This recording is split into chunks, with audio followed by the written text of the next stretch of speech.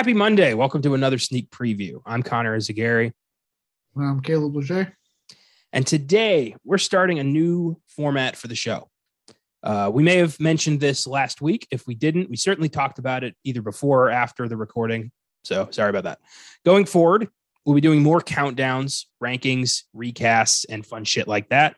While reviews of current films will sort of be shoved into the middle of the show between last week in film and the new fun stuff. We hope you like it. It's definitely going to take the load off of us. We're doing it for our own mental health for the most part. So now we don't feel too compelled to watch literally everything that comes out within a span of about 3 days. It's fucking insane. We've gone this far doing that. It's been a little unbearable some weeks. This way, we just kind of leave it up to like, I want to see this, you want to see that, and we'll say our 2 cents and then do something fun at the end. The countdowns are more fun for everybody. So this is just what we're going to be doing going forward. Yeah, and like I know more like 2022 will probably be a little bit easier because there won't be so many delayed films. I know that was like a huge thing with 2021. But I mean, we both got stuff going on in our own lives. You're going through grad school and having to do that. I'm currently working on getting certified to instruct at my current place of employment, my current station in the Navy. So it's like there's just like a lot on both ends for like sometimes these 3-day weekends. When you're releasing like 7-8 fucking movies, I just do not have that kind of time and really care for at least half of the movies anyway to begin with. So it's like, anything to just be like, look, this is what I want to watch this week. This is what looks good to me. Everything else there like can wait till it hits like Netflix, a streamer somewhere, or I'll just won't watch for a very long time. So I just don't care that much. Yeah, and if you guys have been following the show since January, you know that we've spent movie ticket prices to see so much shit on behalf of this show, and that needs to stop because I can't take it anymore. My wallet can't take another snake eyes. I can't do this. So we're going to retool the show, make it the best it can be, and we hope you like it as much as we're pretty sure we're going to like it. So that being said, today we'll be discussing Black Friday, Encanto, Resident Evil, Welcome to Raccoon City, and House of Gucci. We collectively did not see all of these films. I saw a couple, Caleb saw a couple, and we'll just, rap about it. Out of everything that was listed, it should be no surprise which ones I saw. Yeah, exactly. Although I did watch Black Friday as well, so we'll be able to talk about that. Oh, sweet. I saw your score. I'm actually very excited to talk about that. So I was like, please like it. I was actually surprised. All right, I'll save it, but I will say this. I was surprised at how aggressively the critics went after that movie. Yeah, absolutely. But we'll get more on that when we talk about it. And of course, as we said, countdowns and shit, we'll end with our own personal top 5 Ridley Scott movies in honor of House of Gucci. So that'll be really fun. How's that sound? I think they're all saying it sounds great. That's what I'm hearing. Well, I was asking you, but okay. Oh, yeah, sure. Yeah. Without further ado, let's see what happened last week in film.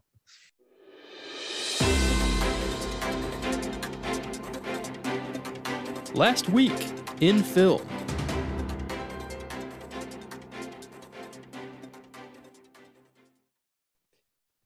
2 trailers to talk about. Not necessarily new ones, but ones that we've overlooked in the past. I saw both of these trailers when I went to see House of Gucci, and I had never seen them before, so I figured I'll bring them to the show.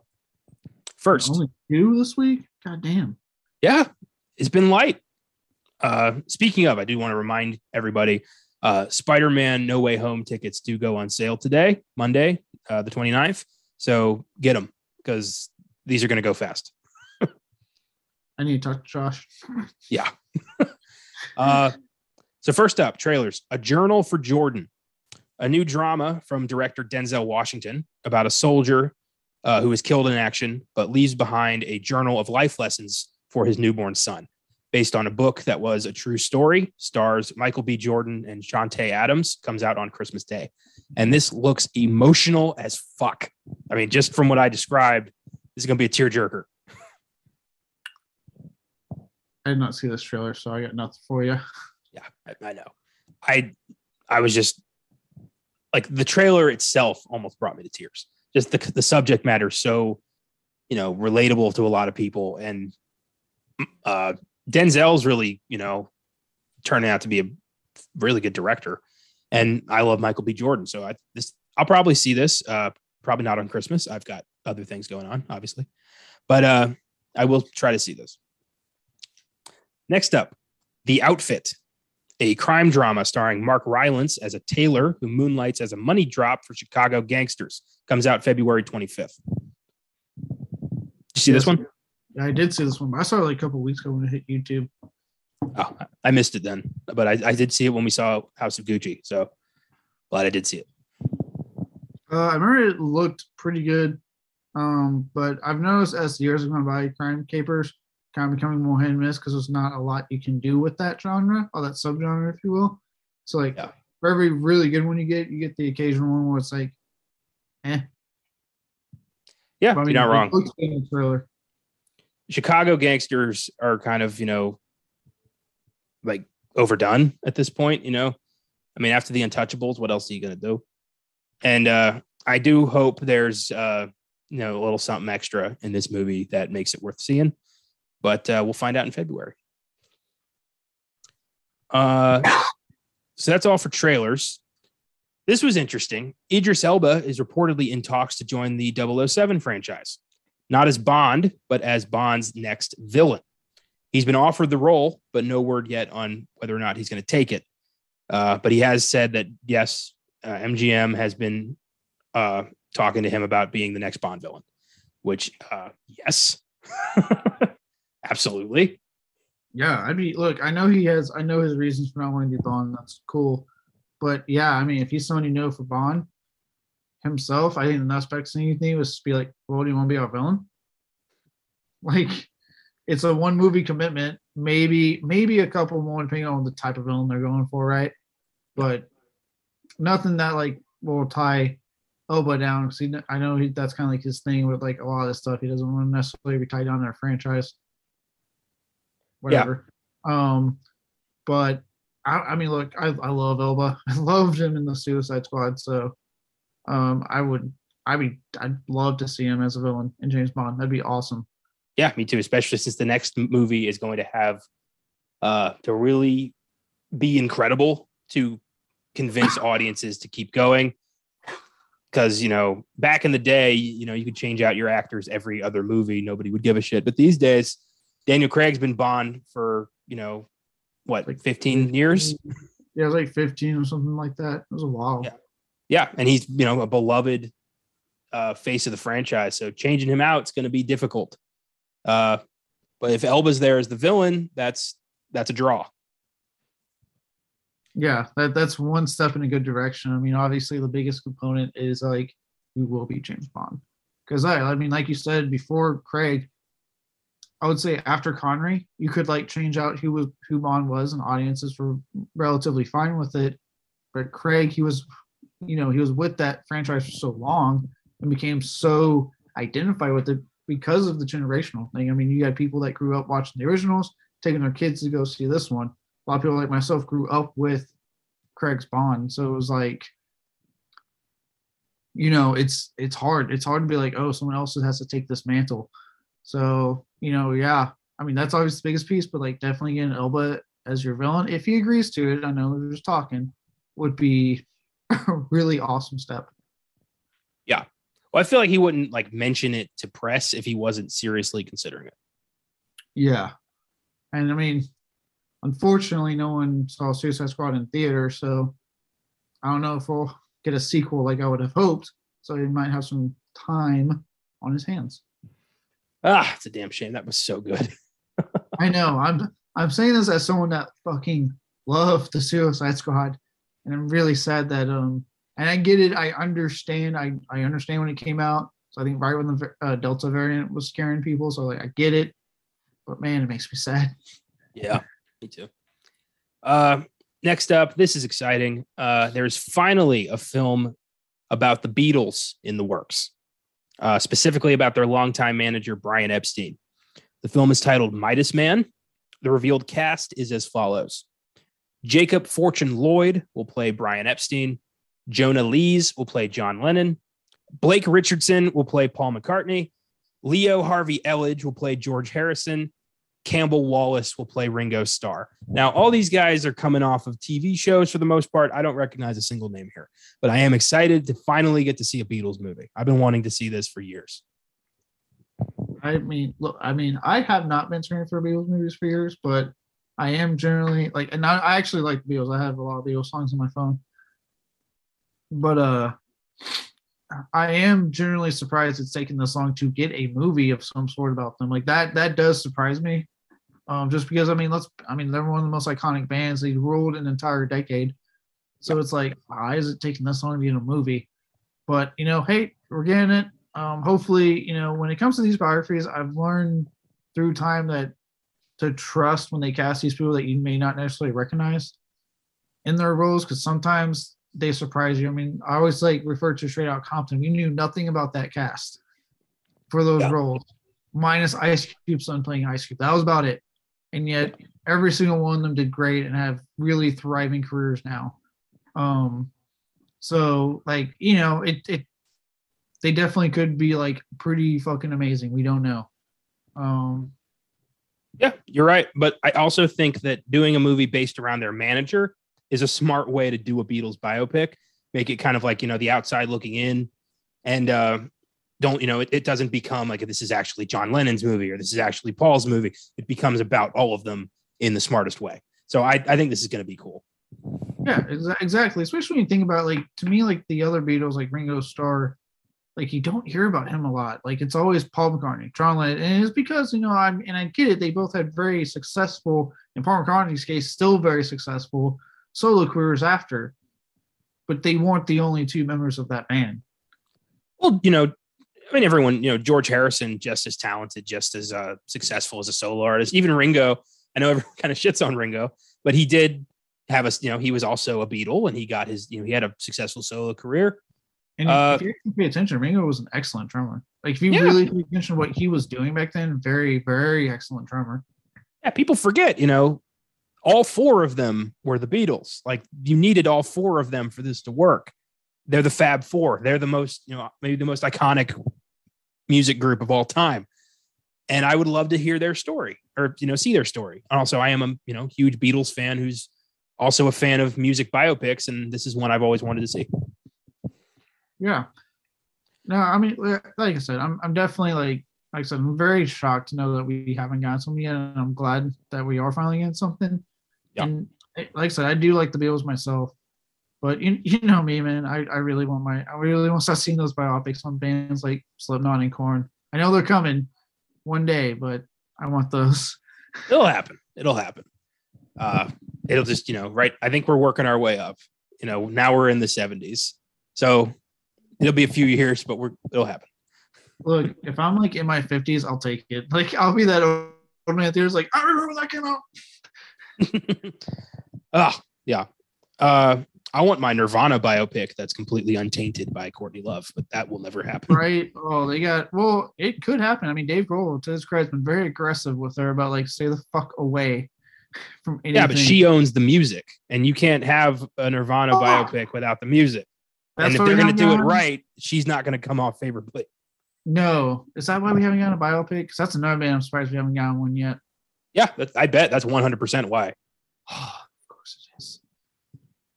She's just mad. Her daughter, as far as I'm concerned, Dave Grohl hates her, and fucking their daughter doesn't even talk to her.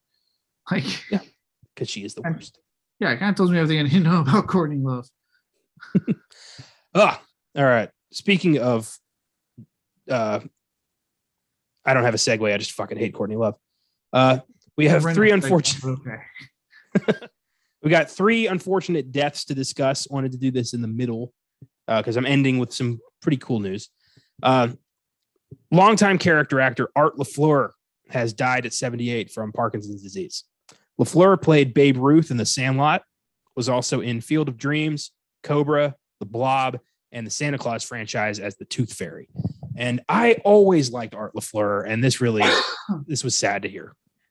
He was Babe Ruth in The Sandlot? Yeah. God, I fucking love The Sandlot. Me too. It's one of my all-time favorites. And yeah. God. Yeah. But you know what they say? Heroes get remembered. Legends never die.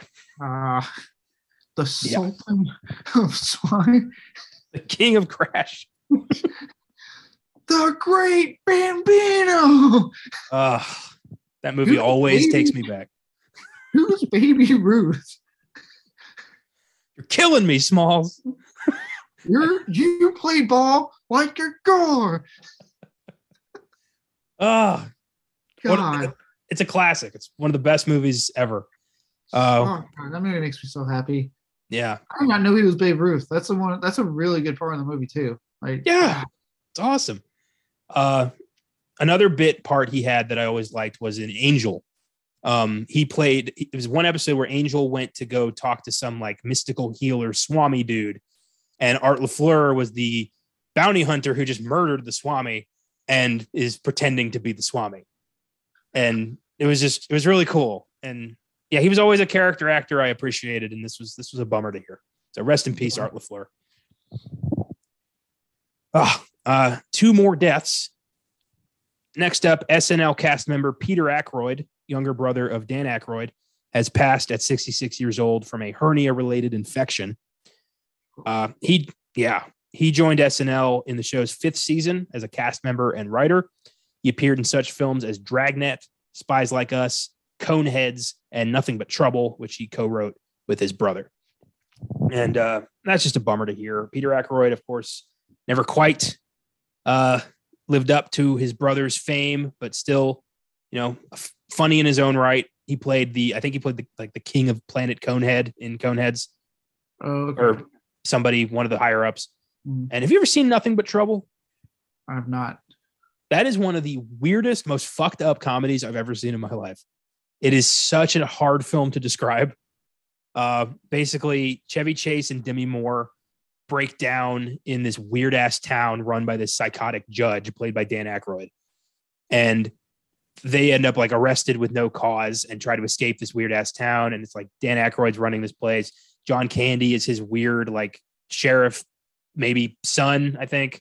And then these weird, like baby, like giant man baby things that are like chasing Chevy Chase the whole time. It's a fucking weird movie, horrible movie, perfect for our other show. And which we will be announcing very, very, very, very, very soon. Yes. But this is just, like I said, hard to explain. You got to really just watch it and understand, like, what the fuck.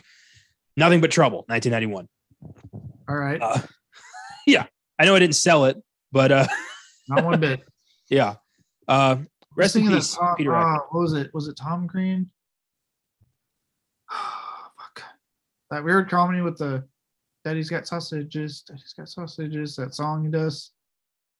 You know what I'm talking about? I have no clue what you're talking about. Bring up the next thing. I'm going to look it up. There's another comedy that's like really weird and out there. That's like a cult favorite now. And if it's Tom Green, is it Freddie Got Fingered? Freddie Got Fingered. Oh my God. There we go. Ugh. Okay. They kind of like that, where you're just wondering the whole time, like you're laughing, but you're just like, what is happening? There's a certain, like, bad horror movies have their audience, bad dramas kind of get ignored, but bad comedies like take on a life of their own in a weird way. Like it almost becomes like a dare, like, have you sat through this horrible piece of shit? Have you sat through Freddie Got Fingered? Let me tell you. I have not, but I have a feeling I'm going to be next year. Well, you will too, because I haven't sat through it and I want to sit through it.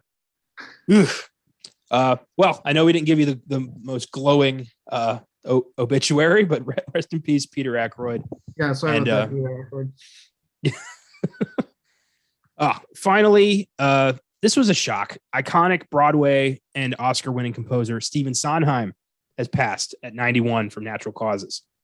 He won an Oscar for Best Original Song for 1990's Dick Tracy in the song Sooner or Later, I Always Get My Man. Some of his most well-known Broadway compositions include West Side Story, A Little Night Music, Into the Woods, and Sweeney Todd. And so strange, he would die like less than a week after Tick, Tick, Boom comes out, in which he left an actual voice message in the movie, like as himself. So that ended up being like the last thing he did, which is crazy. A conspiracy is afoot? He was 91. No. But yeah, Sweeney Todd is definitely my favorite of his. Illuminati confirmed. Oh, God. Well, they're not trying that hard. I mean, they made it look like natural causes. You think if they were going to send a message, they would try a little harder than that? Not at all. That's exactly what the amount of effort I expect. Ugh. Well, they are remaking West Side Story, comes out next month. But yeah, Sweeney Todd was my favorite of his. That's such a great movie, such great songs, great music.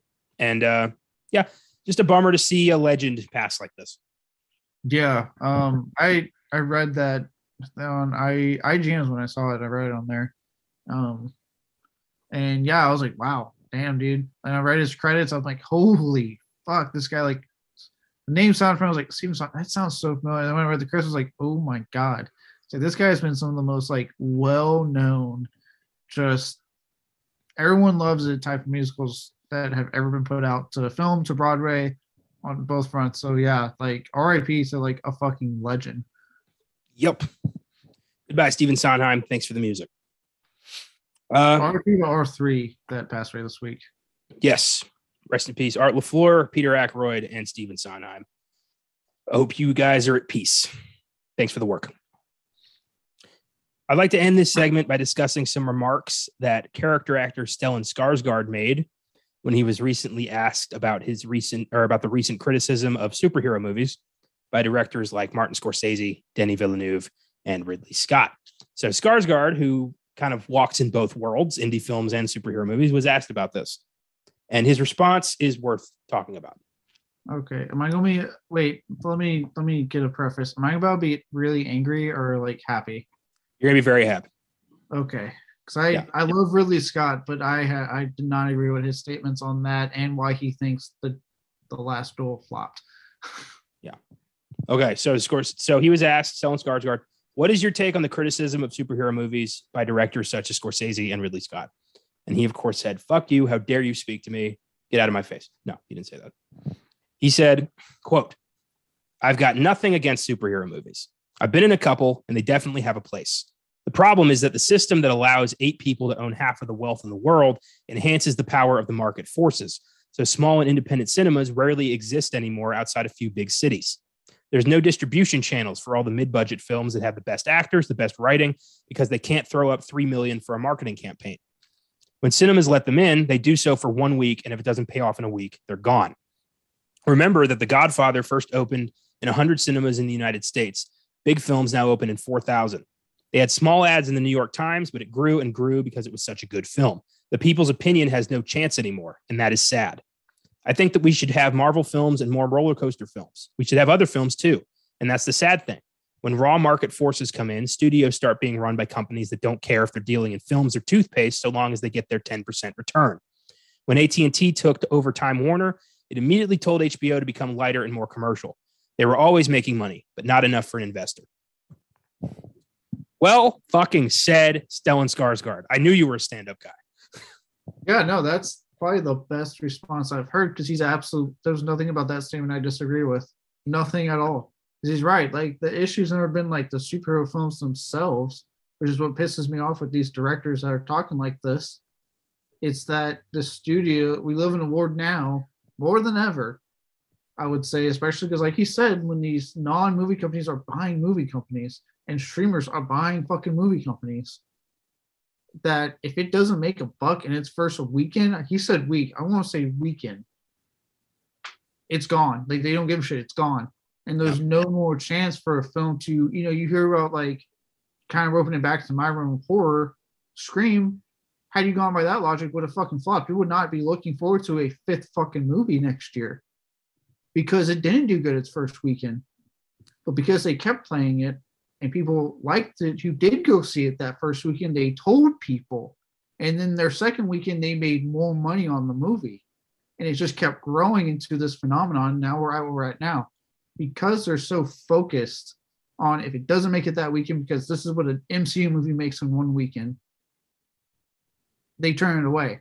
And I'm with them. I would love to live in a world where there's an MCU film coming out. We also got, like, things like The Last Duel, more indie cinema, if you will, coming out to have that flavor. I think it's absolutely important to have that flavor. I know, all joking aside about what I like and with these directors, but yeah, I think it's absolutely important to have that flavor I think we are in a dangerous territory. As much as I love these superhero films and looking forward to future movies coming out, they have set a dangerous precedent in Hollywood now. Yeah. Success is a different animal these days. And if a movie isn't making, 2 billion worldwide, it's a failure in some studios' eyes. And that's just not realistic. You can't, have take a movie like, The Last Duel, since that's what pretty much keeps coming up lately. That is a movie that's going to have a niche audience. It's a movie about, a French knight and a rape trial that happened in the 1400s. No, not everyone's going to line up to see that. So there's you got to accept that not every movie is going to be Avengers Endgame. And studios these days, because of Marvel's constant success, are thinking that. And we're getting dangerously close to a theater monopoly on blockbusters. And that is just not the right way to go. And because of this, it's pissing off indie filmmakers and they're blaming the wrong thing here. It just all comes down to, people in power just fucking up everything. And I love that Skarsgård was so, open about that. So there's so many, celebrities just give blanket answers and half-assed answers, but he was he thought this through. He gave you a legit reason, and I respect the hell out of it. He didn't, like I said, he didn't do what these directors are doing and saying, well, it's these fucking superhero movies. They can go fucking fuck themselves, and how dare the audience? That's not the answer. That's not the response, because then you're just shitting on directors that are working hard on these movies and audiences that do love these movies. And how are you supposed to get your own audience when you're shitting on us? That's the wrong answer. But to sit there and answer it the way he did and say, look, these films do have a place because they're film. They're art. They have a place. They're reaching people. But what is dangerous, like he said, is what the studios are looking at the wrong thing, and it's creating a very dangerous precedent with indie films or films that just aren't franchises going forward. And that's the problem. Not the superhero films. They have a place. It's what the precedent is being set by studios looking at the wrong thing that is dangerous. I think another thing that's happening because of the greater problem is movies that should just be standalone greats are being forced into sequelization and getting every last ounce of interest sucked out of it. I mean, look at the Kingsman franchise, for instance. That is a great standalone movie that did not need a sequel and certainly doesn't need a prequel. Yeah, here we are. Yeah, here we are. I mean, I'm going to see it, but I don't need to, we don't need it. No, and it's funny because to me, before we even had this problem, the biggest problem we had was ratings. It seemed like studios, indie filmmakers had to fight tooth and nail to get a film rated R because they were if it's not PG-13, people won't go fucking see it. And it took films like Deadpool to prove no, you can make your film fucking rated R. Just make a good movie. It's I don't understand. And again, kind of going with Scar's comments, what is with these studios? It's they're so fucking select. They have selective sight. They just are blind to things that are obvious, and then the things that aren't, they're no, that's what we're paying attention to. It's just it's so infuriating. Yeah, it's ridiculous. But I am glad that hopefully Skarsgård's response inspires some other people to take their own stances and say something favorable about all this, because it's mostly been just negative shit pointed at superhero movies. This is a nice ray of sunshine. So I thought, since we've been talking about that over the past few months with random filmmakers, saying their piece, felt this was worth including just, for positivity's sake. Yeah. It's very nice. I mean, what was it when they were saying the thing, Scott Derrickson kept pulling up the tweet about stop shitting on other filmmakers? That's not what we're supposed to do. Yeah, exactly. And then if you're Neil Blomkamp, you just tweet "what a fucking asshole," which was awesome. Yeah, it's I like to look at our team as kind of what the film world should be. You got your horror people, you've got your drama people, you've got your Criterion people, you've got your biopic people, and we all live together in harmony. Isn't it nice? What it should be. At the end of the day, we just love film, right? Yes. Regardless of what type of film, what type of genre and subgenre, we all love film. Yeah. So it's I know obviously people are not horror as hardcore as me. I get that and I understand that. Yeah. As long as you like film, I can still have a conversation. Like right now, like I'm looking at, the way your setup is you're right in front of your DVD shelf or your Blu-ray shelf, and I see action movies, I see crime movies, I see superhero movies, I see kids movies, I see a lot of horror, and I don't see a lot of dramas, but that's okay because that's a varied palette. That's what every movie shelf on earth should look like. A little bit of everything. It's a sorbet, Yeah, and the reason there's a lot of horror is because, like, again, like you said, that's what I love. So that's why I tend to get. But I love getting other stuff. Like I recently picked up the Goonies on 4K because I was like, oh shit, Goonies on 4K. It was like $10. I was like, oh fuck yeah, I'm taking this. Yeah, it's I think at the end of the day, we just got to be reminded that this is a medium that allows us to view an endless plethora of stories, and regardless of genre, we should just be happy we get to see these things. Yeah, it to these filmmakers, and I'm trying to calm down with like, so I do like a lot of Scorsese's work, and like Ridley Scott recently is a little more fresh because his comments were more recent. And it's like you said, it's like this is coming from a guy that's admittedly a very hit or miss director to begin with. So for him to kind of sit there and be like, I find superhero films boring. That's fine, Ridley. I found about half your films boring, but don't worry, there's ones I like, but there's a good chunk I found boring. But I don't go on a fucking interview about it. Yeah. Or then turn around and say like, well, no one watched Last Duel because of this generation, which it's like the oldest fucking argument to make. And just to me, like really shows your age and how out of touch you are when you're like, well, this generation is why my movie flopped. Damn kids and their cell phones and their video games and their Twitter and their Tinder and their it makes you sound like an old fart. It was completely out of touch with society. Yeah, never blame cell phones. It's the worst thing you can do to be taken seriously. Yeah, I'm like, dude, Ridley, I like you, bud, and I'm about to really praise you on some films here, but you just came off like an old fucking like out of touch human being with that comment. Like no one saw your movie because admittedly, like you said, it's a movie that's a hard sell. It's a hard sell. It's a very hard sell. And let's look at what came out that weekend too. It came out in the month. For those who don't know, it was October 15th, Halloween Kills. I kind of wonder what people went to go see instead. Well, we could watch Michael Myers tear through Haddonfield for the 12th time? 12th, 13th. I'd have to redo the math real quick. Or we could watch a rape drama that's 2.5 hours long. I'm going to go see Halloween first. I did go see The Last Duel, but it took a while.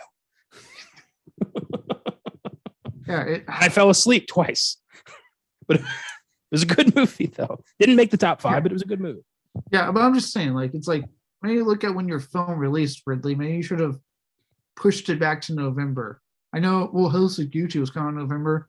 You can move some things around. Or just, have both. Have your cake and eat it too, Ridley. God knows that's what you want. Yeah. Apparently.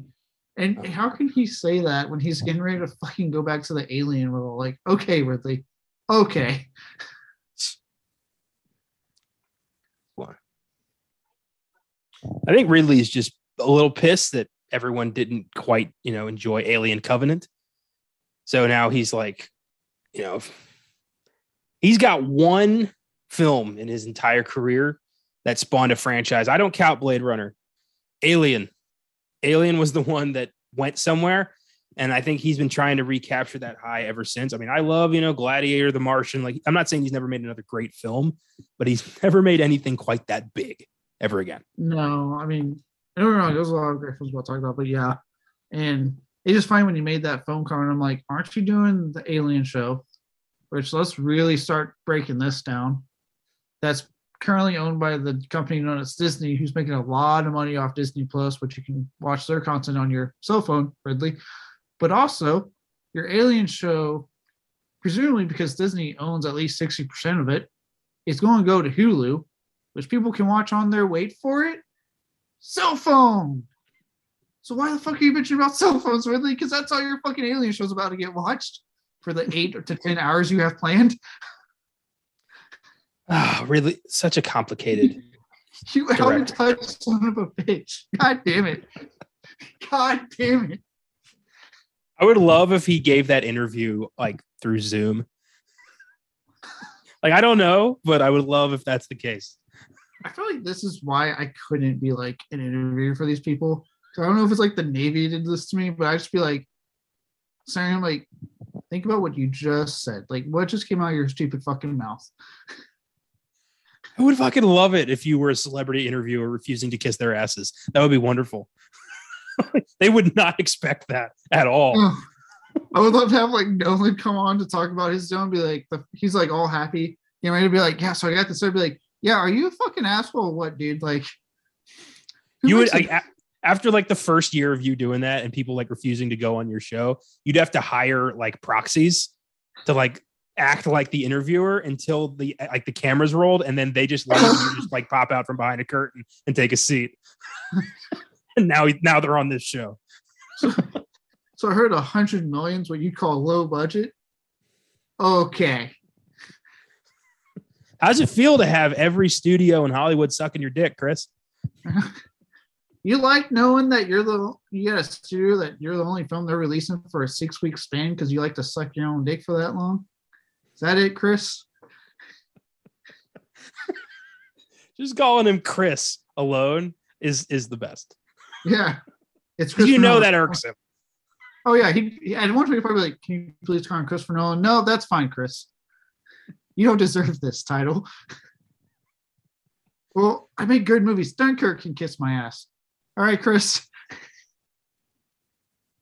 And I want this to happen so bad. I didn't even watch Tenet, so go fuck yourself. Oh my God. Back to the question. Beautiful. Yeah. I feel like we're never going to do an episode without somehow finding a way to shit on Christopher Nolan. You've already on himself with his insane demands and throwing a temper tantrum as an adult. When you throw an adult temper tantrum, I lose so much respect for you. As well you should. $100 million or I walk. Like, okay, Chris. You can't release any of your other films you have planned 3 weeks before or 3 weeks after mine. I want total blackout. Pandemic, death in the family, wasn't you. Buy a ticket. Like, yeah, fuck them. Oh, boy. Well, so that's what happened last week in film. So let's talk about last week's releases. Real quick, I will say that they made me happy with the new format because now I don't have to go watch that fucking movie. I'm so happy.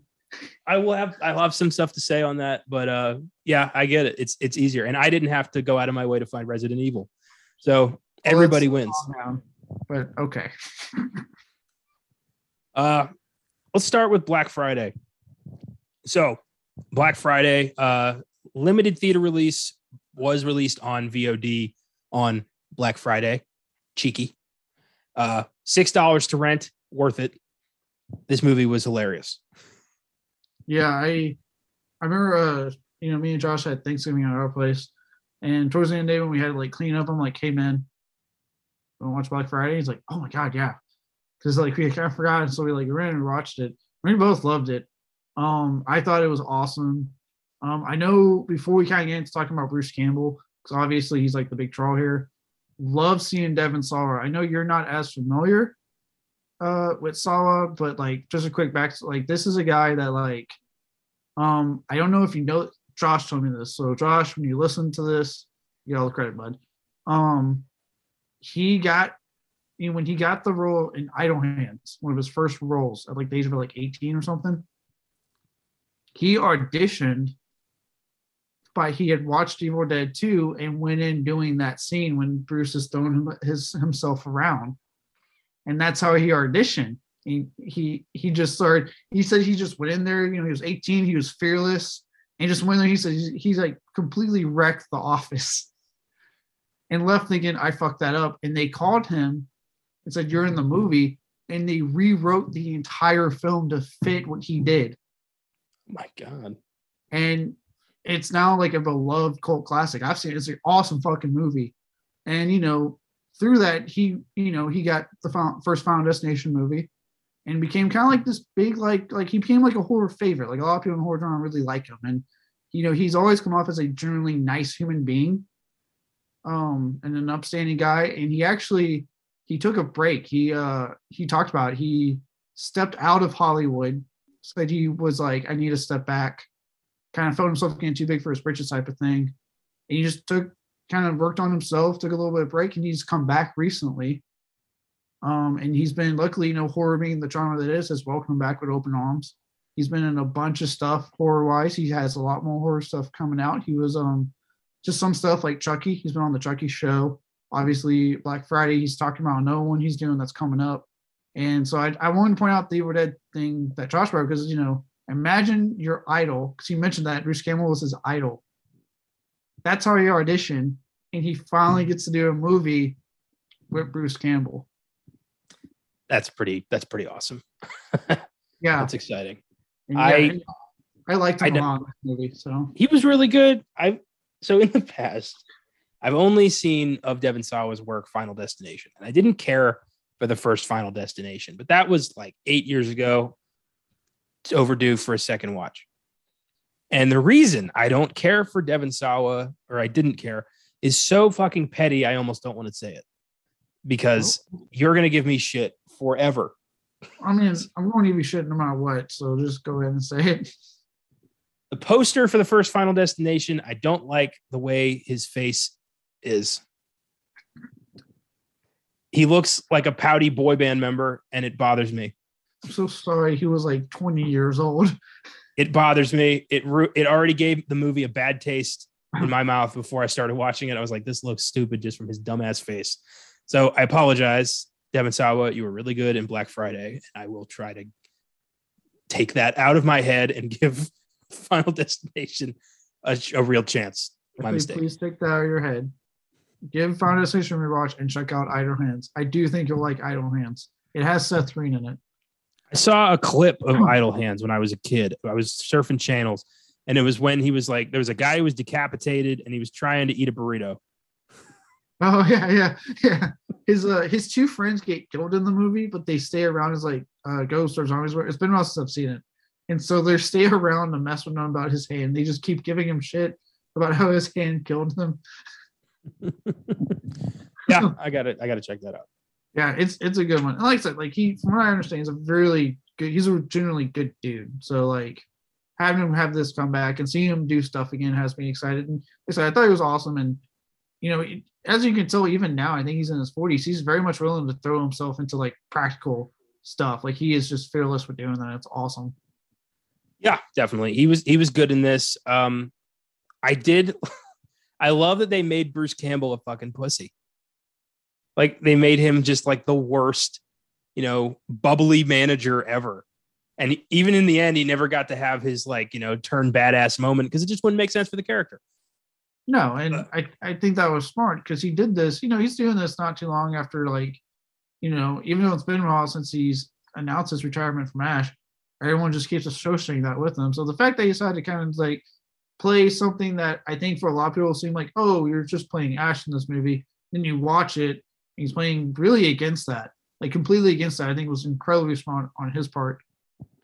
Yeah, it worked. And I do love his big moment where he gets to like finally bitch about the customers. I love this movie's like,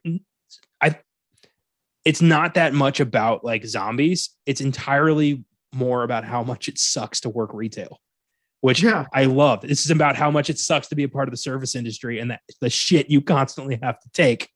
And anybody who's worked in the service industry is going to find something delightful about about how you get like secondary satisfaction from this movie, from watching them get to fight back. And it's just, that was the best thing about this movie for me. Because I've worked in a movie theater, I worked in a call center, and it fucking sucks. So yeah, it was very satisfying. Oh yeah. And timely with the whole like labor shortage and a whole lot of older generation people, doing that blanket statement, like, I guess people don't want to work, without realizing like, no, people are fed up. Yeah. And like the service industry needs to change. So like, it's also conveniently timely for what's going on nowadays with this movie.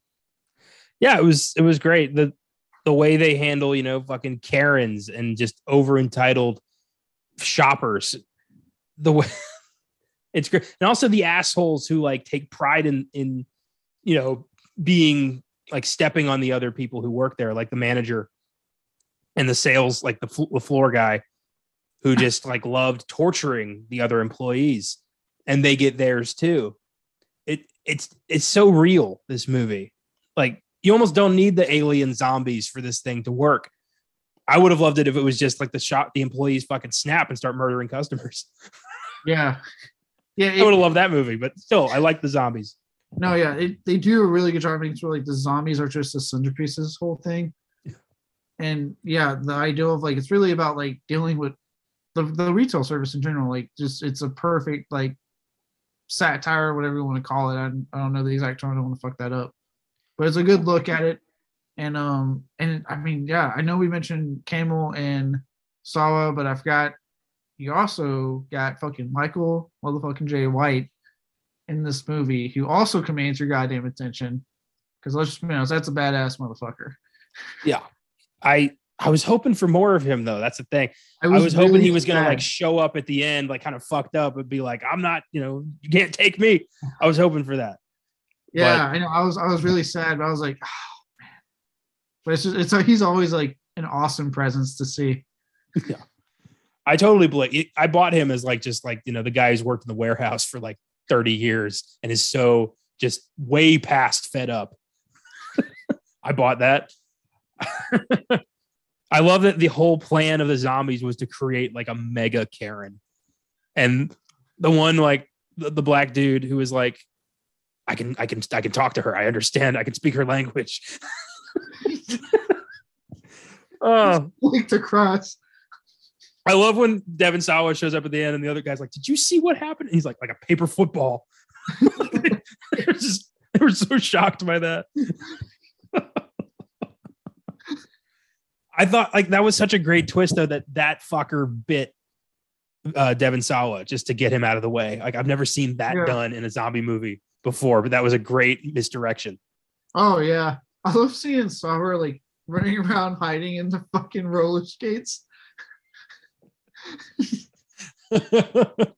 One of my favorite.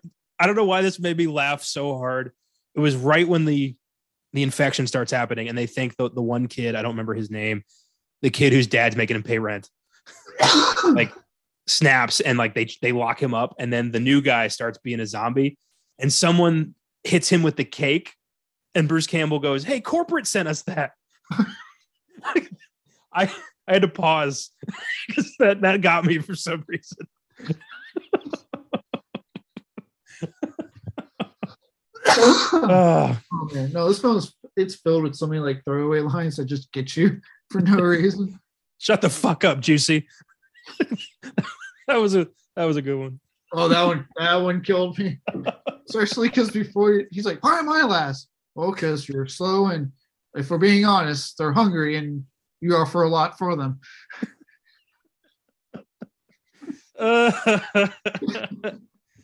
God, yeah. And it was also kind of heartbreaking when, I don't remember any characters' names in this. I apologize. But when Devin Sawa is just like trying to, when he realizes that the whole sales team sees him as a joke, and like the girl he thinks he's dating is like just like with him for like a laugh because he's old enough to be her dad. And he has this moment of like, my life has no meaning. What have I done with like who I am? And he like has that moment of clarity. That was sad. Yeah. Again, man, it's good to have fucking Sawa back. As someone who's been a fan, it's good to have that man back. Yeah. Yeah, this movie was like Slither, Dawn of the Dead, and Office Space combined into one crazy ass movie. Oh yeah. I was impressed. I enjoyed this. I was surprised the ending was so abrupt. But yeah, but I was okay with that. Yeah. It fit the movie. I'm surprised at the reviews. I know you mentioned it earlier, but like critics are like, I think this is one of those cases the biggest disconnect, because some of the reviews for me I read were like, yeah, this is not worth your time. I was like, I don't know what movie they're watching, but this was awesome. Yeah, on IMDb, this is currently sitting at like, last time I checked, like a 4.1. Like, what? Out of 10. And that's not the case, man. This was way better than that. Yeah. I don't listen to reviews. Like, this movie was worth it. It will make you'll laugh. Yeah, you will, especially if you're you're a Bruce Campbell fan, it's nice to always see him in anything. And in this film, for him to play against type like this, well done. Yeah, like, he's not the badass. He's the manager who never did anything else in his life for 30 years because the only thing he knows is how to berate salespeople and kiss customers' asses. That's all he knows how to do. Yeah. I was like, look, you got Bruce Campbell, you got Sawa, and you got fucking Michael J. Wright. Like, what more do you need to go see this movie? Yeah. Black Friday, 8 out of 10 for me. Yeah, 8 out of 10 as well for me. Really fun movie. Yeah, I already like this new format. Like, I like it already. It's so much less constrictive. Yeah. No. Next up, Encanto, which I got to see yesterday, or I guess this comes out Monday, a couple days ago. Disney's 60th animated classic, as they revealed beforehand, which is impressive. Snow White to Encanto, not counting Pixar and live action stuff, 60 films. That's cool. Damn, I don't know that. There was a short film that played beforehand about a raccoon and its baby on the beach looking for food, and baby keeps trying to venture out and explore, and mama keeps putting him in his place, and aggressively mama like slaps the kid and is like rah, rah, rah, rah, angrily like, you stay here, but in raccoon speak, and the kid gets very scared and sad. Flash forward like 10 years, baby raccoon's all grown up and he has a kid of his own, and that kid starts exploring and doing what he was doing, and this time, adult baby raccoon grabs the kid, starts yelling at the kid gets all scared, and then he has a moment of like, what have I become? I've become my mother. And then he like hugs the kid and is like, I'm sorry. It was a very touching short film about like breaking the cycle and, trying to be a better parent than your parents might have been if you had, abusive parents. Anyway, that was touching. So right from the get-go, I was like, oh shit, the movie hasn't even started yet. And I'm crying. Well, this is a very vibrant, colorful, enjoyable film. Lin-Manuel Miranda does all the music. It celebrates Colombian culture in a very cool way. And it's about this family, the Madrigal family, who are all born or are all given special powers at a certain point in their lives because of this magic candle their grandma was given. And one day, Mirabel, on the day she's supposed to get her powers, doesn't. And she's the only member of her family without powers. And they all kind of look down on her for it, which is just great. What a great family. And she realizes the magic is dying and like they're all on the verge of losing their powers and the house is going to explode. And no one believes her. So she tries to prove this along with the help of her like disgraced psychic uncle Bruno. And I won't spoil it, but it does, have your typical Disney ending of like, everybody's fine. But the message is, acceptance and love, and most importantly, self-acceptance, that, you may not be magical, but everybody's special to somebody. And just a, 8 out of 10, very delightful movie, cool musical. Probably he's going to win best animated movie next year at the Oscars. And that would be fine. Yeah, I'll get to it. Usually with Disney stuff, I wait till it's Disney Plus so I can just watch it at home. Just because I know we kind of talked about, I'm out of that age range to be going to the theater alone, see these movies. So I just wait for it to hit Disney Plus, and I know it's going to be fine at the box office anyway. I didn't go alone. I took my little cousin Scarlett. We had a good time. Okay, no, that's fine. But I'm just saying, like, I don't have that option currently. I'm not going to be an official uncle till next year anyway, and that it's going to take some time for that kid to get old enough. But it's Disney. I want to check it out. I actually finally watched Raya and the Last Dragon 2 weeks ago on Disney Plus. And I really liked it. I need to kind of rewatch some parts because I was tired when the kids wanted to watch it, so I was knocked out. But what I saw was really good. So it's I usually end up liking a lot of these Disney animation films. I've said it before. I think the one thing they excel in almost consistently, they have their downs, but mostly consistently is their animation department. And Encanto is definitely, like, once it's Disney Plus, it's something I definitely want to check out. I've got mixed feelings about Disney. I despise them as a company and their, rampant human rights violations, but I fucking love what they produce. Probably the best way to put that. Yeah. I mean, just there's no other way to, I can't dance around it. A lot of what we talk about on all of our podcasts is probably owned by Disney. It's just the way of the world. So, accept it. But yeah, definitely a good one. Pretty non-traditional in that there isn't really a villain. It's more just a movie about like the journey, which is nice. And, it's a nice look into Colombian culture, which is cool. I like that lately Disney's been exploring various cultures and providing a lot of representation. Just good. It only took like 60 years. Right. And it's funny, in their animation department, they don't beat you over the head with it. You know what I mean? It's not like the first gay couple and the next in like the 10th Marvel movie. You're like, all right, Disney, got it. That's so weird that they understood. It just, why is it always got to be like the first gay character for the 7th time in a row? Why do they keep doing this? I don't know. And I'm just there going, got it. Okay, cool. Still watching your movie. Cool. Yeah. So I think that was like one thing I like really liked about Antonio so much was that like they didn't fucking hammer. They're like, yeah, he's gay. Okay, cool. Yeah, sweet. Okay. All right. Yeah, awesome. It is weird that like every time Disney throws themselves a fucking parade when they're just like, you see how inclusive we are? Aren't we such heroes? Yeah. Like, no. It's so weird. But then they don't do it for their animation department. They're just like, yeah, it's a movie with representation. What do you want for us? I'm like, why can't you have that attitude with all your other shit? God damn it. Yeah. Don't break an arm jerking yourself off, Disney. Next up, Resident Evil, Welcome to Raccoon City. Why don't you tell us a little bit about this? Oh, I will. First off, I'll say that I do highly recommend. I really think this will be a movie you like. I know you're basing it a lot off the original 6 films. Understandable. I didn't see those either. I highly recommend you check this one out. Don't worry about the other 6 films. That's fine. But no, but in all seriousness, like, fans, myself included, and I'm a fan that would like actually doesn't mind the first 3 original movies. But obviously they don't follow the games. They do what we really hate when they adapt video games a certain way, which is they just kind of cherry pick names, cherry pick moments, things that we want to see in it, and they just kind of go, oh, and put in that movie. Cool, we did it. That gets fucking annoying, right? With this movie, and me and Josh both saw it, and we were both impressed with the fact that like you have a director here who was a massive fan of the games.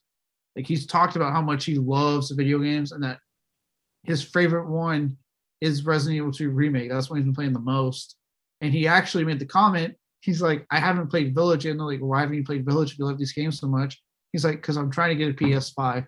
It's like, I don't want to play it on my PS4. He's like, I want to play it on my 5, but I have to get a 5 first. So like he's a fan. He's a legit fan.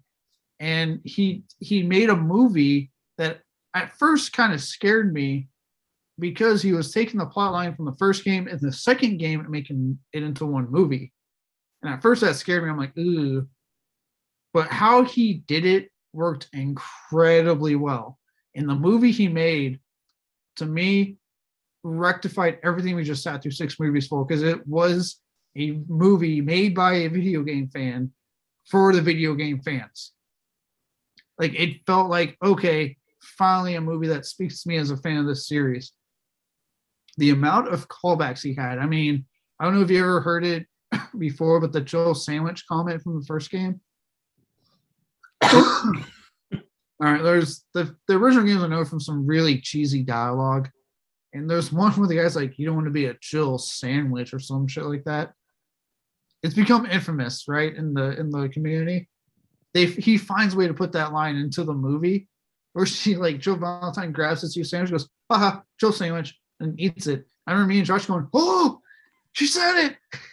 Like, the way he just put in things like that and made this feel so much like a Resident Evil movie was like just stellar. The cast was awesome. There was one sequence that both me and Josh could not stop talking about where they're in the mansion. Chris Redfield, played by Stephen Amell's cousin, Robbie Amell. You can't see, it's pitch black. The only thing you see as he's just being surrounded by zombies is his gunshots. That's it. So it's a fucking beautiful, like 2-3 minute long sequence of him running around. You hear the gunshot, you see the flash, you see a couple of zombies, you at one point you're like, oh shit, I don't hear any more gun flashes. Then you hear a new one, like he had to pick a different gun, he ran out of ammo, and that's it. Like that's all it is, and it's a fucking tense, stellar scene. It is. This movie is scary. It actually like goes back to horror. You know what Resident Evil is known for: horror, not over the top fucking action. You know, like I know 5 and 6 did that, but horror, like fucking getting under your skin.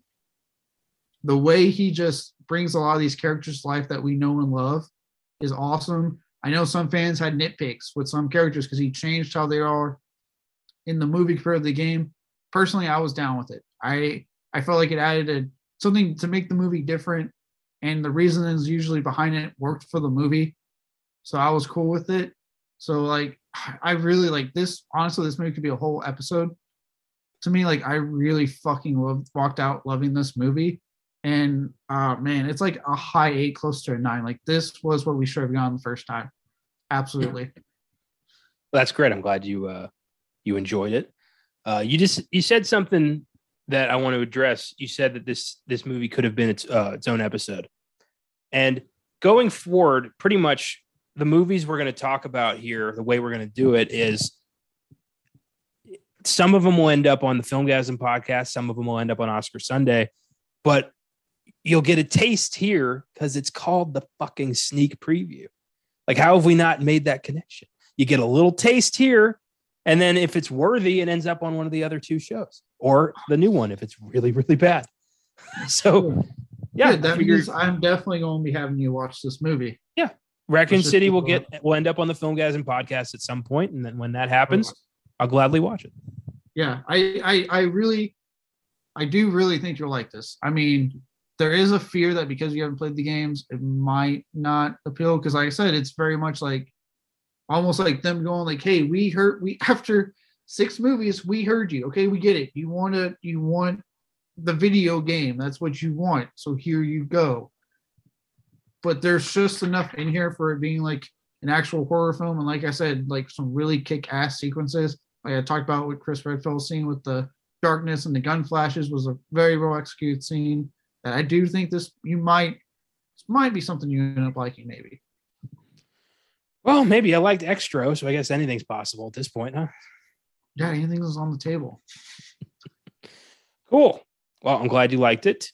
That takes us to the final movie of the day, House of Gucci. The reason we're doing a top 5 Ridley Scott afterwards. I knew nothing about this story going in. It is one of the most insane cases of gold diggery I've ever seen. It's a 2.5 hour drama that the actual Gucci murder is the last 10 minutes of the movie, which was kind of a bummer. But the performances in this film are so over the top that you're just entertained the entire time. So Gucci is a name pretty synonymous with, class and gorgeous clothes and whatever the hell. And the family Gucci owned that brand until about the 90s when it was bought out by I think Iranian, or I don't remember, but it was a Middle Eastern family who now own Gucci. No member of the Gucci family has anything to do with Gucci anymore. And it's because of the events that have transpired in this film.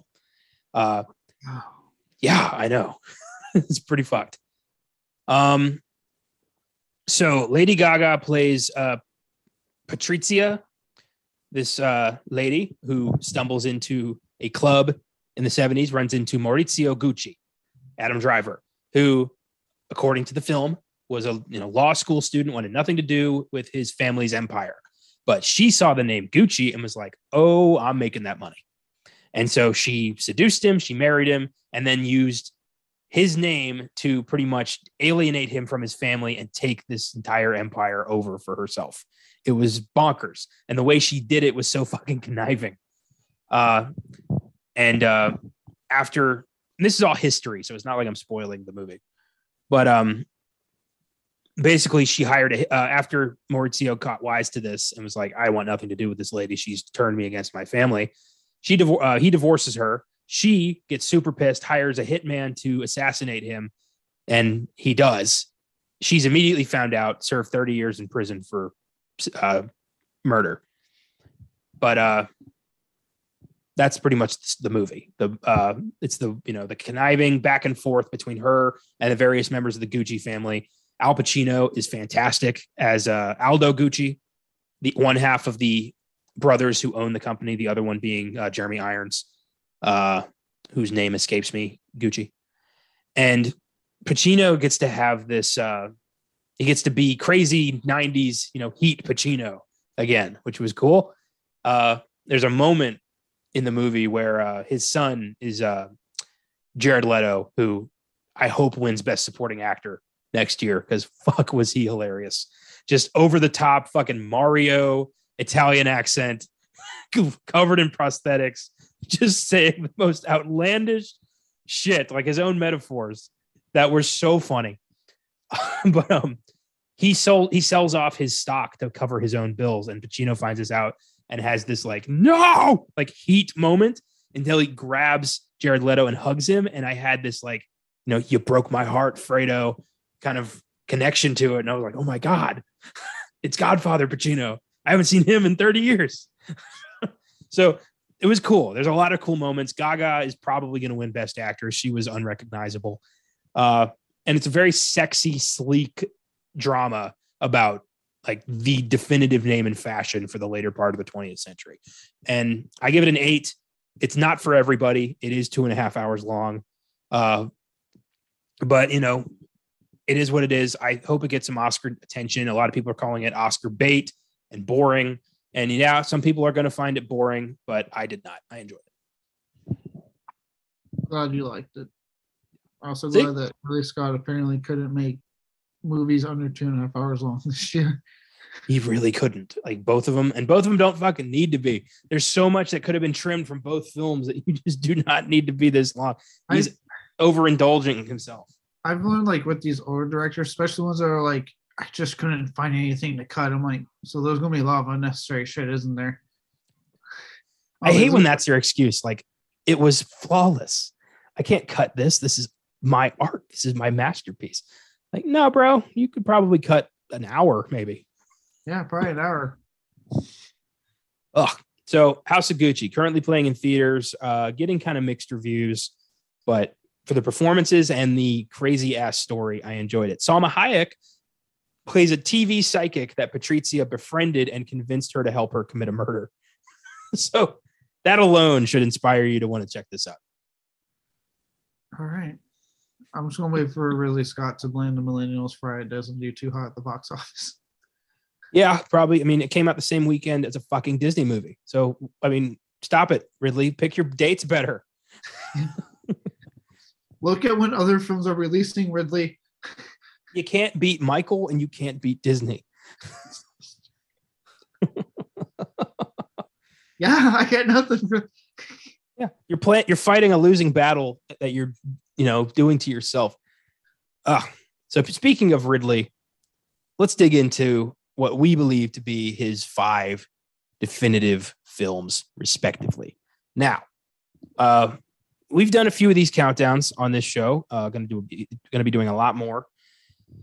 We narrowed it down to 5 because really we both couldn't find 10 that we really loved. I couldn't find 10 I really loved, and then I realized something. I hadn't actually even watched 10 of his fucking films because after the 5 I picked, I'm like, well, I didn't really like Alien Covenant that much. Prometheus was all right. Robin Hood was okay. Yep. Okay, yeah. And then I think I texted her can we do 5? Can we just please do top 5? Ridley Scott, I think, may be the king of okay. You know what I mean? Most of his movies are yeah, all right. It wasn't terrible, but I don't know if I'll watch it again. Yeah. It's really weird. Which is crazy. So before we did this, I wanted to do this. I was like, I'm gonna do this right. like Ridley Scott. I'm going to watch all of his movies. And I wrote down a list of all the films of his that I haven't seen yet. And I realized, apart from Black Hawk Down, which I watched for Oscar Sunday yesterday, I've seen everything that is critically acclaimed from this guy. Everything on my list was the shit films critically. Yeah. And I was like, do I really want to do this? Do I really want to shove like 9 bad movies into Thanksgiving week? Do I really want to do this to myself? So I watched The Duelists and I didn't like that. So I'm like, okay, I'm not going to do this. Yeah. I was about to say, I think it takes us like The Counselor sucks. Don't sit through that. Yeah. I'm sure at some point I'll watch Kingdom of Heaven. I've heard kind of, critics didn't like it, but fans did with that movie. But again, it's 2.5 hours long. Body of Lies, I might do the same, but I'm in really no hurry at this point. Like, I'm Ridley'd out. I'm good for a while. I'll see if I can get back into it when the Alien show comes out. So here we have top 5. 5 favorites of ours by Ridley Scott. And just to preface it, I know that if you've been listening to our shows for a long time, you will know that Blade Runner is nowhere near my top 5. So it won't be coming out of my mouth today. Just let that be known. I can't speak for Caleb, but I don't fucking like Blade Runner. There it is. So why don't you start us out with your number 5? You gave me a great segue, buddy. Let's just knock this one out now. No way. Number 5 is Blade Runner. Oh, fuck yeah. I love these unplanned moments. All right, go ahead. Tell us about Blade Runner. I will. So like, okay, look, I will say this. I understand. I know I joke a lot with you about, I understand why people don't like this movie. It's not your typical sci-fi type of film. It's very heavy, for lack of a better word. Very brooding, very much like deep thought. Like, you have to be ready, like mentally prepared to watch Blade Runner. Like, it's not just like, let me just throw this on. It really isn't. Like, you have to be like, okay, I'm out to watch Blade Runner and prep. I have an edition of the film on Blu-ray that has like the 5 different cuts of the movie. I've watched all 5 cuts. And even after a while, for someone like me who really likes it, I think after like cut 4, I was like, oh man, I need to get this over with. It was starting to hurt. But like, look, overall, like, I really, really dig this movie. I like the sci-fi world it's in. I like Harrison Ford's character a lot. And look, I know some people bitch about the fucking voiceover or no voiceover. I think either one fucking works. That's just me. And Rutger Hauer, I mean, god damn, talk about a fucking performance in this movie, especially his speech at the end. To me, is one of the best fucking movie speeches. And this was, to me, the film. I mean, this was, I believe, his debut. Ridley Scott. I think he did The Duelist first. It was The Duelist, then Alien, then Blade Runner. Okay. This was like, this and Alien really kind of showed off like his style to me. Like, and this really solidified like his type of sci-fi that he likes to do. And in this case, I liked it a lot. Like, and just say it talks about, I think the biggest thing for me I liked a lot about it too was its themes of like, what does it mean to be human? I think that's what this film really wants to tackle more than anything. Is like, what does it truly mean to be human? And what does it mean to be a machine? And I think this film goes about a really cool way of delving into that question without really giving you an answer, because is there an answer? Like, is there truly an answer to that question? So this is a movie that's like, I've really enjoyed since the beginning. I know you hate it. But it's my number 5, mainly because the other 4 films I can just sit down and watch. Whereas I can't really do that with Blade Runner. As much as even I love it, I got to be ready. Yeah, you're right. So I don't give a damn about the voiceover. I've never cared about, is he human? Is he a replicant? To me, this film is just fucking boring. It's dull. I've had to watch it for like on 3 separate occasions. And each time I'm like, fuck. But the definitive time we did it on the podcast last year. And I think I said on that episode, like, this is it. I'm never watching Blade Runner again. And like, I've given this film so many chances and I can't get through it without nodding off. And I will give you Rutger Hauer. He is fantastic in this.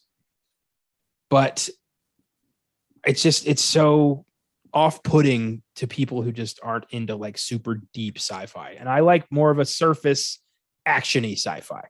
I know that makes me sound like, I'm not some big deep thinker, but you know what? I never fucking claimed to be a deep thinker. Let me shut my brain off and watch, space shit. I don't know.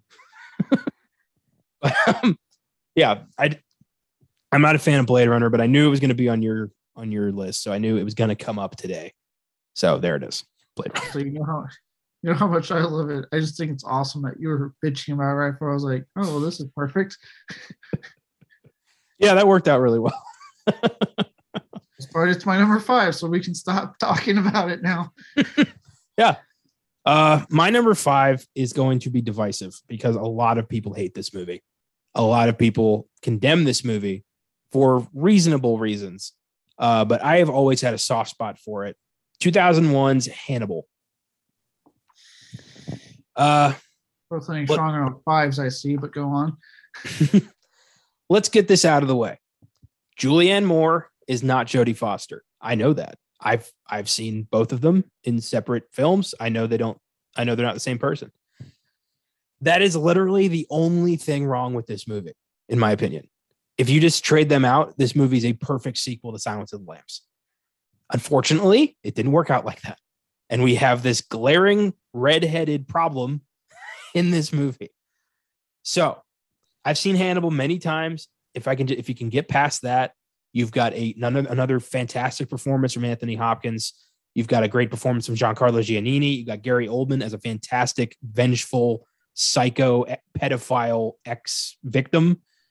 And a great story of a cat and mouse between Hannibal and Clarice that just works. And I've never really gotten the rampant hate for this movie apart from just, Julianne Moore is not Jodie Foster. And the climax of Hannibal making Ray Liotta eat his own brain. Are you fucking kidding me? How grisly is that? Yeah, Hannibal is a fun movie for me. I do a rewatch all the time. I do a trilogy rewatch of Lambs, Hannibal, and Red Dragon. It's fun. All 3 of those movies are fun for me. And I will defend this movie all the time. It's not perfect, but it's not a bad movie. I will say I don't hate it like a lot of people do, but I'm not in your camp. I find a good chunk of this film to be quite boring. Actually, myself. And I'm honestly, like, me personally, I found it weird that people get so pissy that it's not Jodie Foster, because I'm not saying anything bad against Jodie Foster, but they literally trade out for who I think is a better actress. So, ooh, that's a different debate.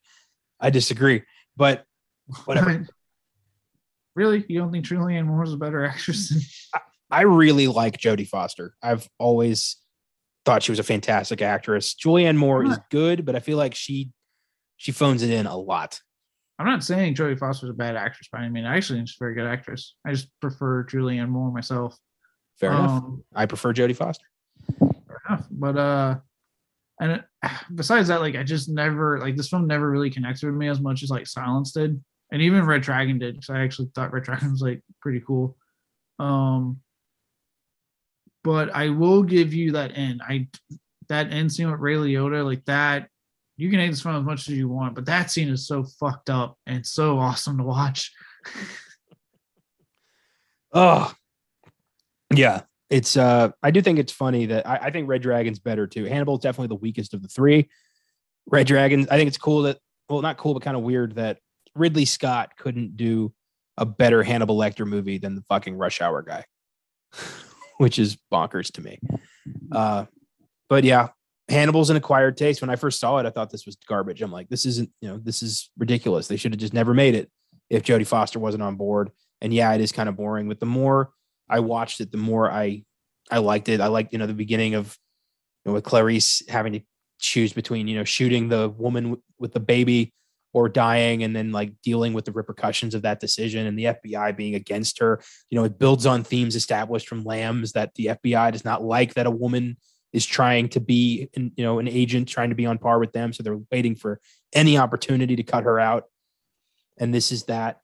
It feels like a natural sequel to me. And I know that's not the majority rule on Hannibal, but whatever. I like what I like. And talk about some fives for us. Yep. I don't like Blade Runner, and I like Hannibal. So there it is. I find Hannibal okay, but I like Blade Runner. Fine. What's your number 4? My number 4 is one I think we'll both agree on here. Matt Damon star, more recent one, The Martian. I was really surprised by how much I liked this movie. At first, I was like, "Oh, okay, it looks pretty good." And then, the reviews coming, I was like, "Okay."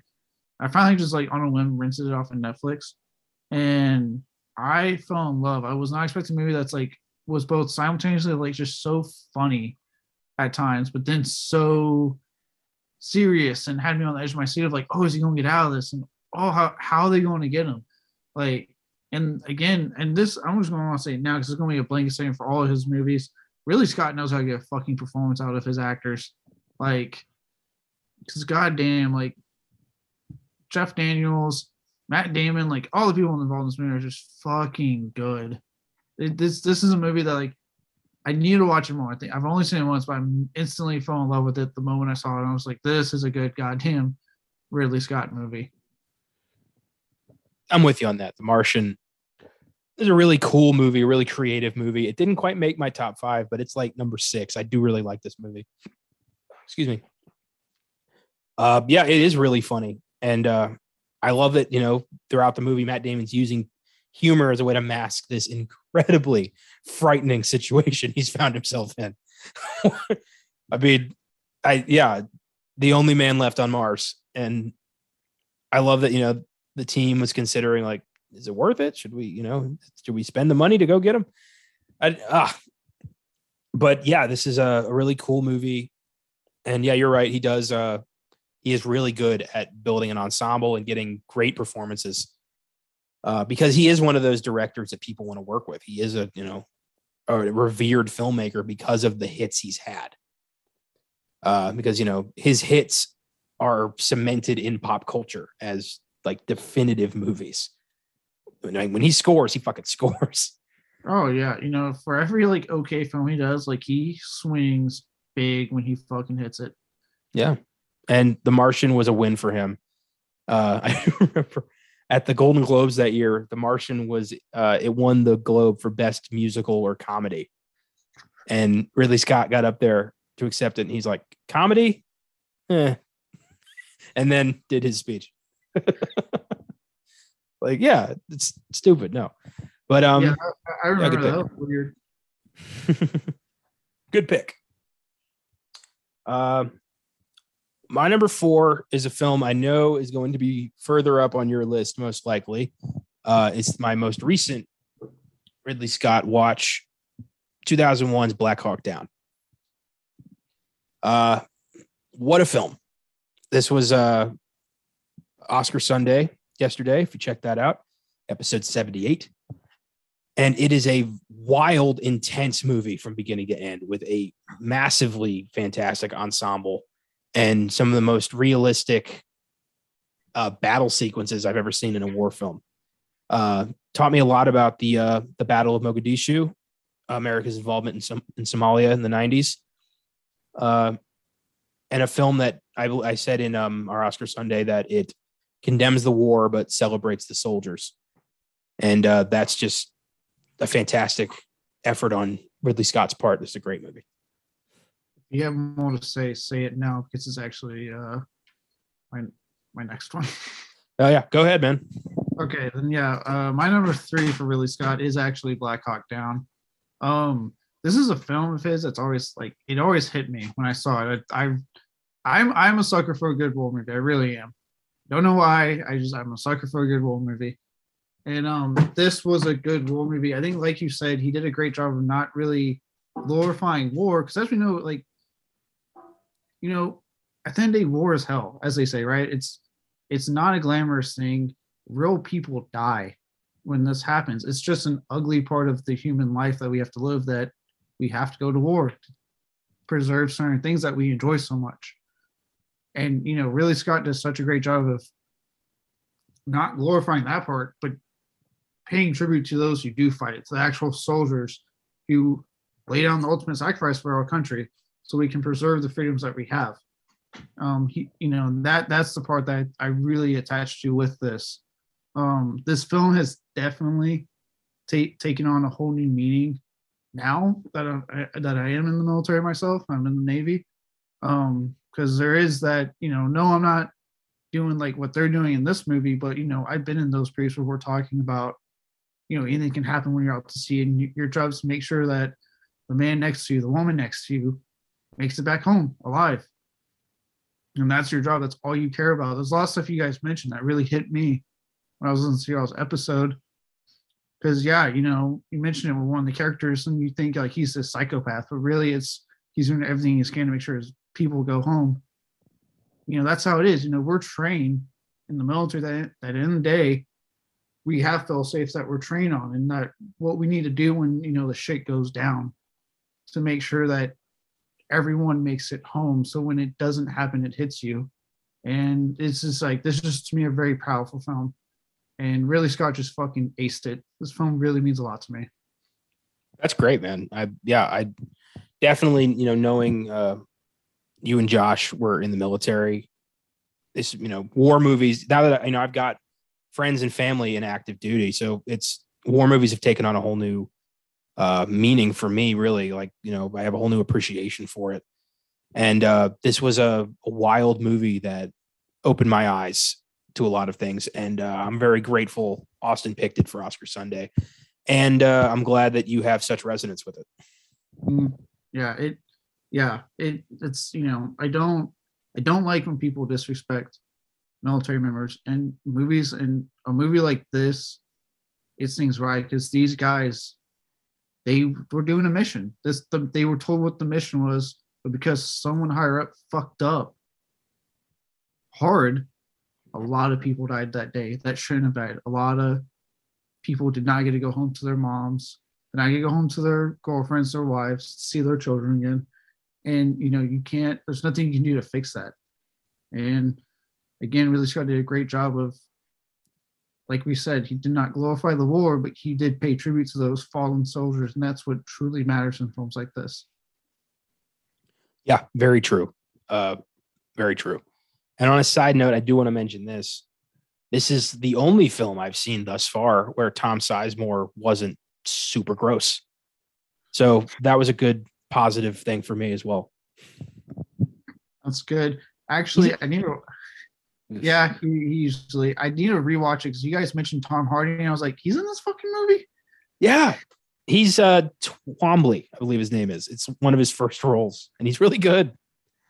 Yeah, I didn't fucking know that. Goddamn. Yeah, there's so many people in this who weren't famous yet. Orlando Bloom is in it. Ewan McGregor, Josh Hartnett, right before he burned a bunch of bridges. Like, wow. It's cool to see. It's a great cast. Jason Isaacs as like a Southern captain. I mean, come on. I didn't believe it was him for a while. Yeah. Did you guys mention the scene when like he was like, no, you need to listen to like when he's taking command?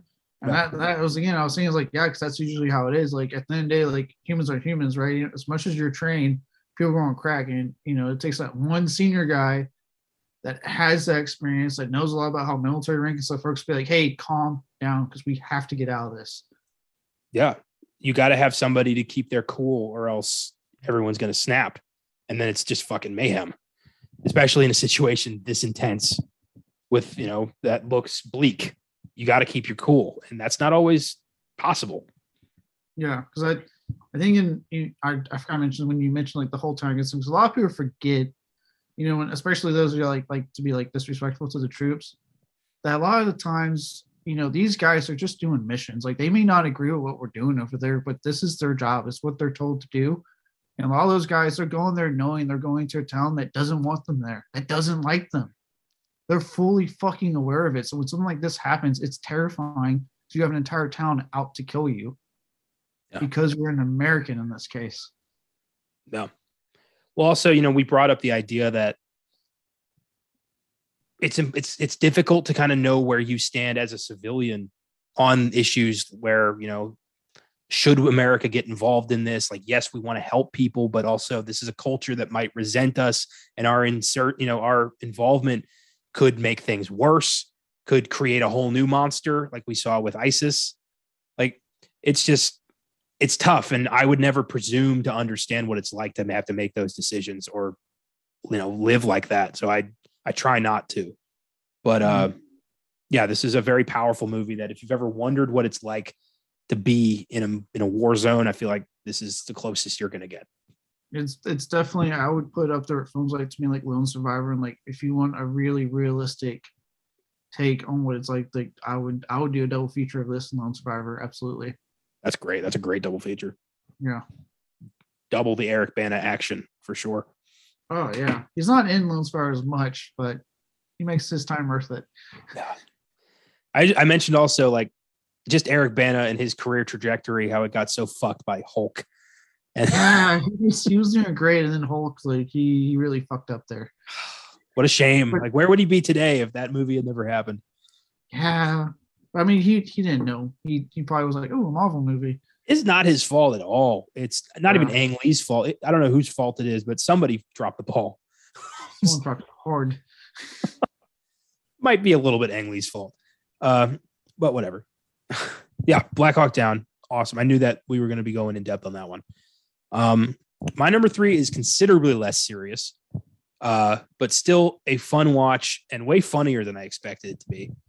2003's Matchstick Men. I've not seen this movie, so this is all you.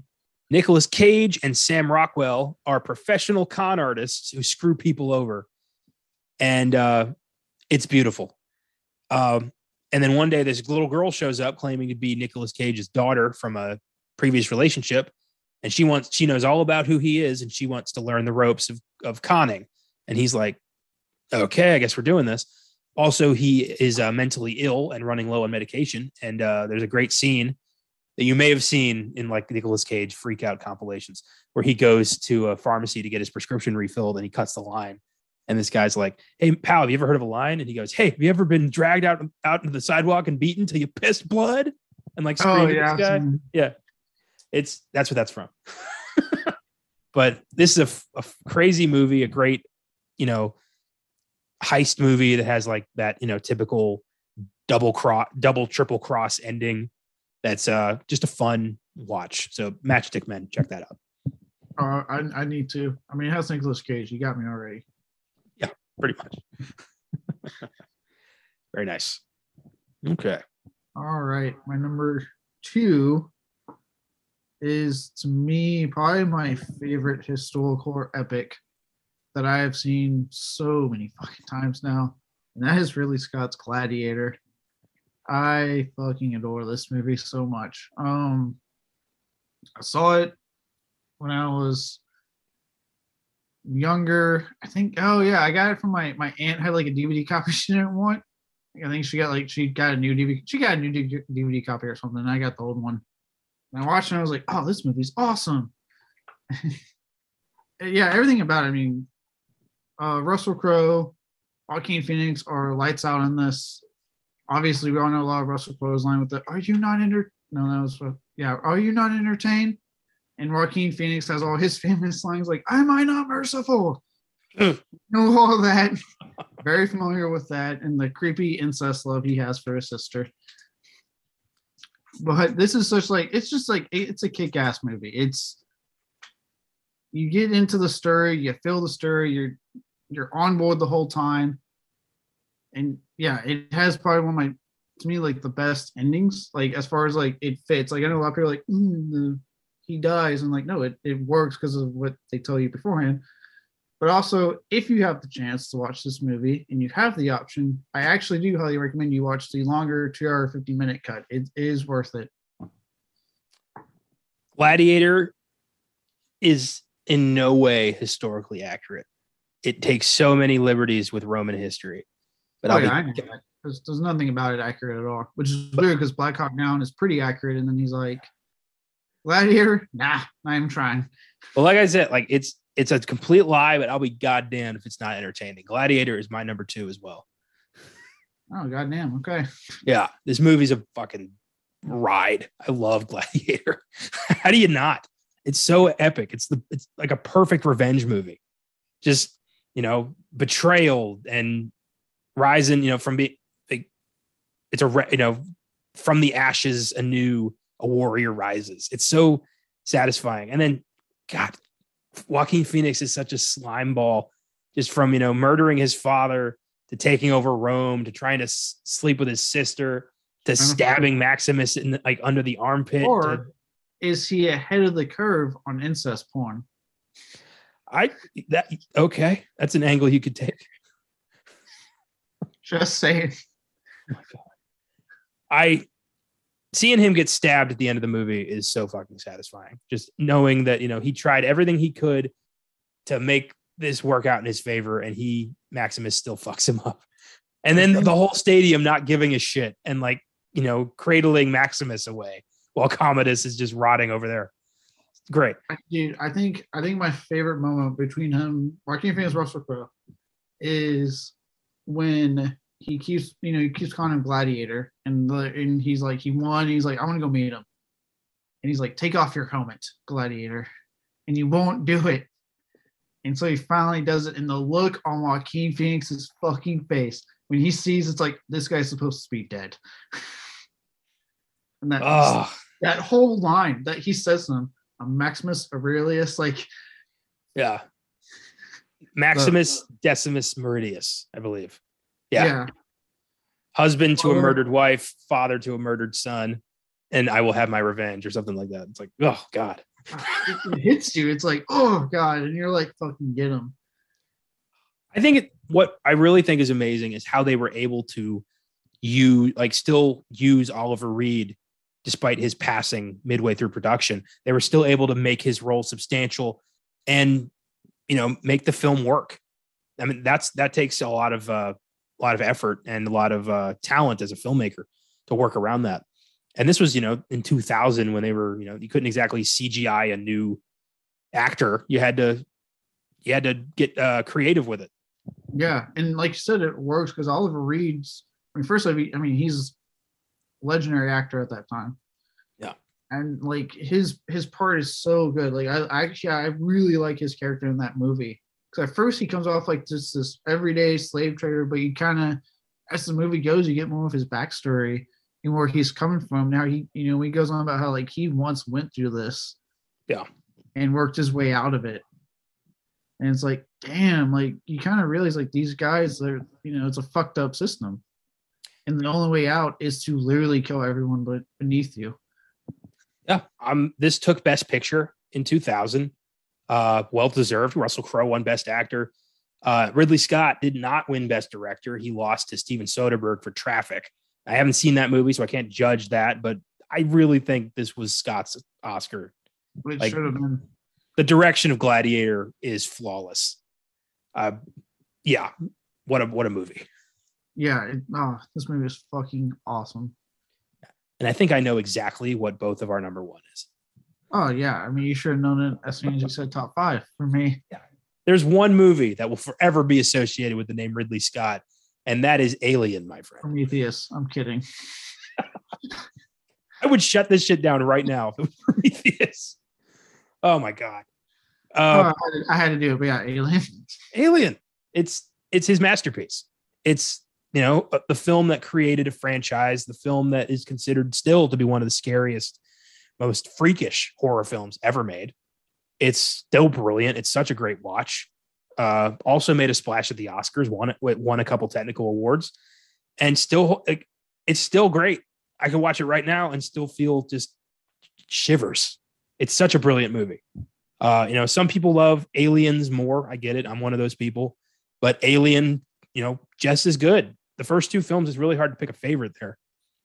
Oh yeah, it's tough. Yeah. And it's a shame Ridley, when he came back to the franchise, gave us Prometheus and Covenant, which are both pretty lackluster. And I don't know what happened, but he'll always have 79's Alien.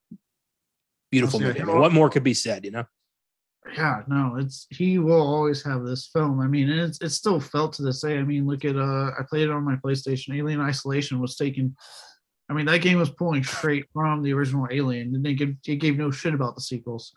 That game was fucking terrifying. I beat that. It was a satisfying moment to blast that fucker up the airlock.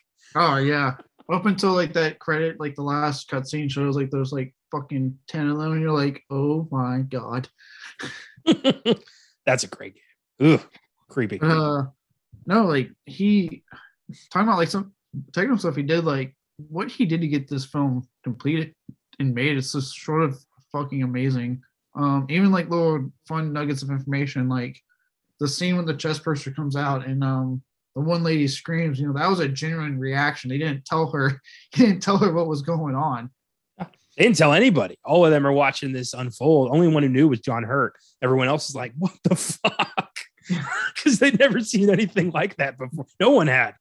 This, I mean, yeah, if you don't know anything about Alien and you're watching it for the first time, God, do I envy you. Wow. That's great. One of my favorite little tidbits is the fact that like the design for the creature came to H.R. Giger in his fucking nightmares. I mean, that's awesome. He just imagined this horrific shit, wrote it down, and then now it's iconic. Known throughout the world. I don't know what his fucking nightmares are like now. Jesus Christ. Any man who could come up with that is haunted, my friend. Like haunted by terrors we cannot comprehend. Yeah. But I mean, this is just, it's not just like an iconic film of Ridley Scott's, it's an iconic film of the horror genre. I mean,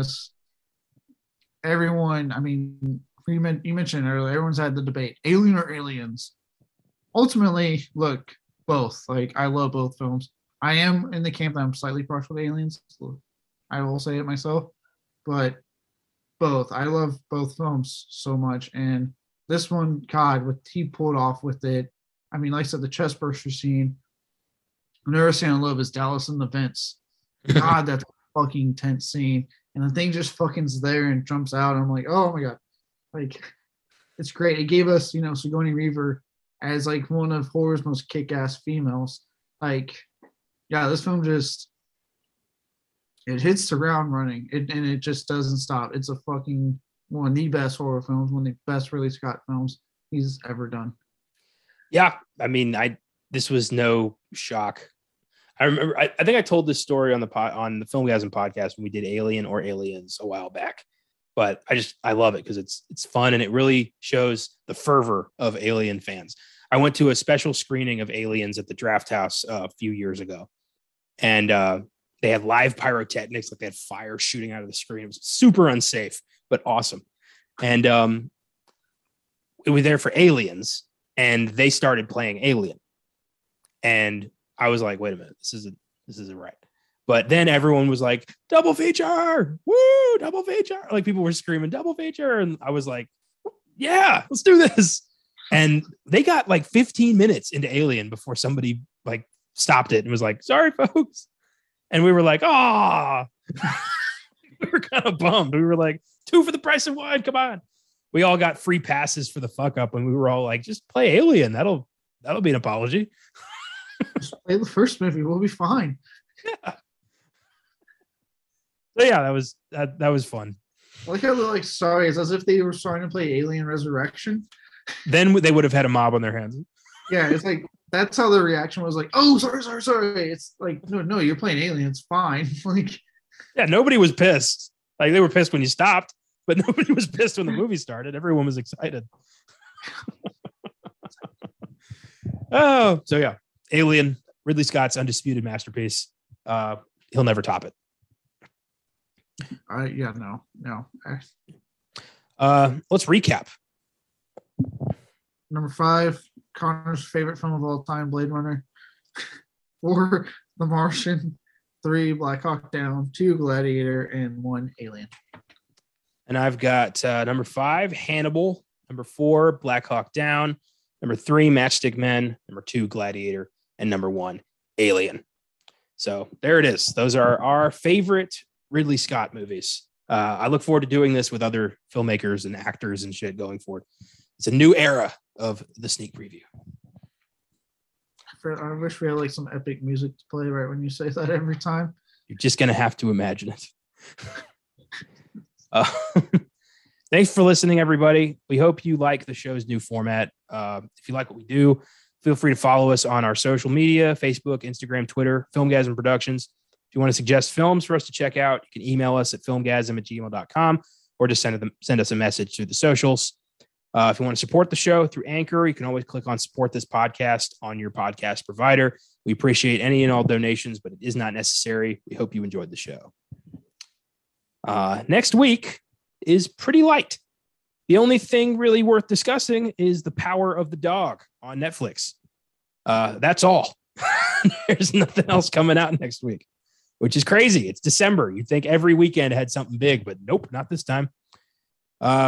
So, we might do something with Westerns, might do something with Netflix movies, Cumberbatch. I don't know. So tune in next week to see what we end up doing. We'll look around for more films coming out next week that we may have overlooked, but as of now, as far as I know, it's The Power of the Dog, which does look good. Glad that The Power of the Dog looks good. I know. It's a weird title, and it does make me think of Dog the Bounty Hunter. I'll say I keep wanting to think it's a biography on Dog the Bounty Hunter, which I would totally be in for. I know. I hope this title makes sense when I watch the movie. Yeah. God, Nicolas Cage as Dog the Bounty Hunter. Oh, somebody needs to make that. Somebody needs to call him, call his agent, suggest that the movie will be out by Christmas. Don't miss Twilight Zone, the movie, on Wednesday's Filmgazm, and the 1990 Christmas classic Home Alone on Oscar Sunday. Have a great week. Keep watching movies.